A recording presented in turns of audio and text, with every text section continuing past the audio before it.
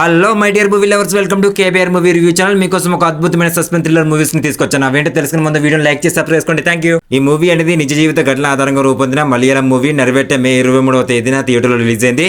ఇప్పుడు సుమారు నెలన్నర రోజుల తర్వాత ఓటీలోకి వస్తుంది. సోనీ లీవ్ ఓటీలో జూలై 11 నుంచి ఈ సినిమాను స్ట్రీమింగ్ చేయనుంది. మలయాళంతో పాటు తెలుగు, తమిళం, కన్నడ భాషల్లోని ఈ మూవీ స్ట్రీమింగ్ కానుంది. ఇప్పుడు మూవీ స్టోరీ ఏంటో తెలుసుకునే ముందు మన వీడియోని ఇంతవరకు లైక్ చేయకపోతే లైక్ చేసుకోండి. Thank you. 2003లో కేరళలో జరిగిన మొత్తంగా ఆదివాసీ నిరసనల ఆధారంగా నెరవేర్టే సినిమాను తీశారు. తమ భూమి హక్కుల కోసం వాళ్ళు చేసే పోరాటం, దానిని పోలీసులు అత్యంత క్రూరంగా అణిచివేసిన తీరును ఈ నెరవేర్టే సినిమాలో చూపించారు. ఇందులో పీటర్ వర్గీస్ అనే కానిస్టేబుల్ పాత్రలో టొవినో థామస్ నటించాడు. ఈ సినిమాకు విమర్శకుల ప్రశంసలు దక్కాయి. IMDbలో 7.5 రేటింగ్ సొంతం చేసుకుంది. 22 ఏళ్ల కిందట ఆ ఘటనను కళ్ళకు కట్టిన ఈ సినిమా కమర్షియల్ గాను సక్సెస్ సాధించింది.